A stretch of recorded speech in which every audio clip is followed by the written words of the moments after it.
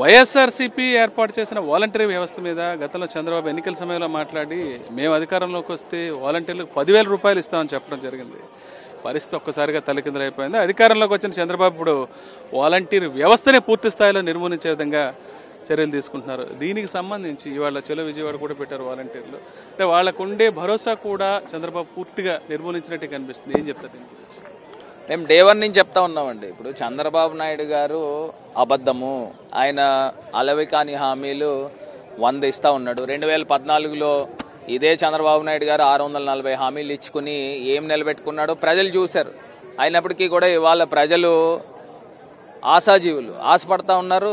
అదే రకంగా చంద్రబాబు నాయుడు గారికి తెలుగుదేశం పార్టీకి ఓటు వేశారు. ఇవాళ జగనన్న చెప్తా ఉన్నాడు శిశుపాలుడి యొక్క తప్పులు లెక్క పెట్టుకోవాలని. మొట్టమొదటి మోసము ఇవాళ కనబడతా ఉంది.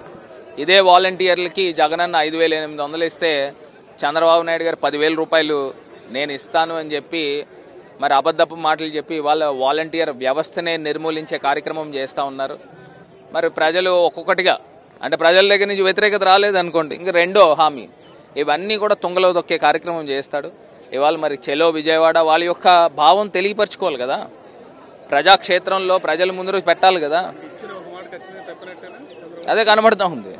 వాళ్ళ మంత్రే చెప్పాడు మొన్న ఏదో ప్రెస్ మీట్లో వాలంటీర్లు ఉండొచ్చు ఉండకపోవచ్చు అని. మరి ఆ పదాలు మాట్లాడుతున్నారు అని అంటే అసలు ఎందుకు అబద్ధాలు ఆడాలా? దీనికంటూ ఒక శాంటిటీ ఉండాలండి. ఇవాళ మనము ఒక ప్రజాక్షేత్రంలో ఉన్నప్పుడు, మనము ఇవాళ ఒక ప్రజాప్రతినిధి కింద ఉన్నప్పుడు ఖచ్చితంగా ప్రజలకి మనం ఇచ్చే మాటలో భరోసా ఉండాలి, అందులో ఒక నీతి ఉండాలి. అంతేగాని నా దగ్గర నోరు ఉంది నేను ఎన్ని అబద్ధాలైనా ఆడతానంటే కుదరదు. ఇక్కడ ఇంకో విషయం కూడా, ఒక ఎమ్మెల్యే అయితే పారిశుద్ధ్య కార్మికులు చాలా బెటర్, వాలంటీర్లు కూడా ప్రస్తావించడం జరిగింది. మరి ఎంత దారుణం అండి, ఎంత దారుణం అండి. అంటే వాలంటీర్లు బదులు పారిశుద్ధ్య కార్మికులు నియమించుకోవాలి అంటే వాలంటీర్స్ని ఆ రకంగా పోల్చారా? మరి పిల్లలందరూ కూడా ఎంతో ఆశయాలతో ముందుకు వస్తూ ఉన్నారు. అందరూ కూడా డిగ్రీ చదువుకున్న పిల్లలు. రాజమండ్రిలో అయితే ఒక అమ్మాయి అయితే ఏకంగా మెడిసిన్ చదువుతోంది. నాకు వాలంటరీగా ప్రజలకు సేవ చేయడం ఇష్టం అని చెప్పి ఆమె వాలంటీర్ కింద 3 గంటలు వచ్చి చేస్తూ ఉంది. డాక్టర్ ఆమె వాలంటీర్ చేస్తూ ఉంది. అంటే ఇక్కడ కేవలం డబ్బుల గురించి అని కాదు, సర్వీస్ చేయొచ్చు, సర్వీస్ ఓరియంటెడ్గా కూడా చాలామంది ఉన్నారు. మరి వాళ్ళని ఈ రకంగా పోల్చడం అని అంటే అసలు ఎక్కడికి వెళ్ళిపోతా ఉన్నాం.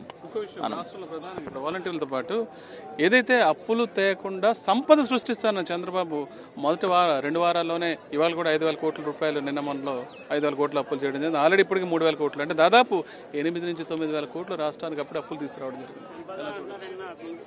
ఒక అంశం అండి, ఇప్పుడు చంద్రబాబు నాయుడు గారు సంపద సృష్టిస్తానన్నారు. దానిపైన ఒక క్లియర్ పిక్చర్ ఇవ్వమనండి. ఏ రకంగా సంపద సృష్టిస్తాం మేము కూడా చాలా ఆనందిస్తాం. ఇప్పుడు నిజంగానే మరి అప్పులు ఆయన చెప్పిన మాట ఏంటి, ఆంధ్రప్రదేశ్ మరో శ్రీలంక అయిపోతుంది, 3,000 పెన్షన్ ఎక్కడి నుంచి ఇస్తావు, ఇన్ని సంక్షేమ పథకాలు ఎక్కడి నుంచి ఇస్తావు అని చెప్పిన మాట ఇదే చంద్రబాబు నాయుడు గారు.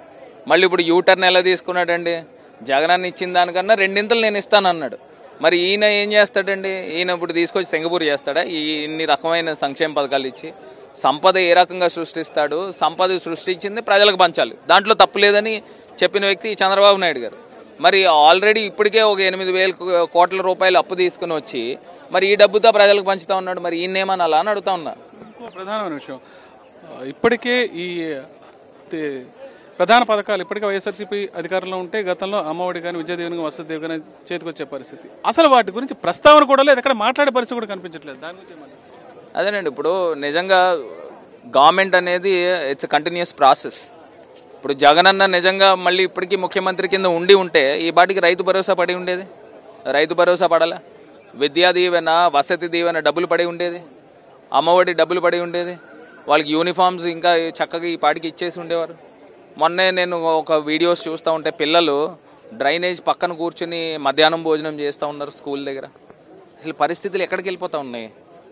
ఇవన్నీ కూడా ప్రజలు గమనిస్తూ ఉన్నారు. మరి ప్రజలు ఈ రకంగా మరి చంద్రబాబు నాయుడు గారిని ఎన్నుకున్న దానికి మరి పరిస్థితులు ఏ రకంగా ఉంటాయి? సో ఖచ్చితంగా వాళ్ళకు కూడా కొంత టైం ఇవ్వాలి, ఇస్తున్నారు, చూస్తాం. చూసి నిజంగా ప్రజలకు మంచి చేస్తే అంత ఆనందించే వాళ్ళు ఇంకొకళ్ళు ఉంటారు. కానీ ఏ రకంగా చేస్తారు ఇవన్నీ కూడా గమనించాలి. గతంలో ఏదైతే అనుకున్నామో చంద్రబాబు అధికారంలోకి వచ్చిన తర్వాత అటు వాలంటీర్ వ్యవస్థ కానీ అదేవిధంగా అప్పుల విషయంలో కానీ ప్రభుత్వ పథకాల అమల్లో కానీ ఎంత జాప్యం జరుగుతున్న విషయం కూడా ఇప్పుడు మనకు స్పష్టంగా కనిపిస్తుందని, ఏది ఏమైనా సరే మరికొన్ని రోజులు వేచి చూడాల్సిందని, ప్రభుత్వం ఏ రకంగా పనిచేస్తున్న విషయం అప్పటిదాకా స్పష్టమైన పరిస్థితి లేదని మాజీ ఎంపీ భరత్ చెప్తున్నారు. రాజమండ్రి నుంచి విజయస్మృతిక హరీష్ ఫర్ సాక్షి.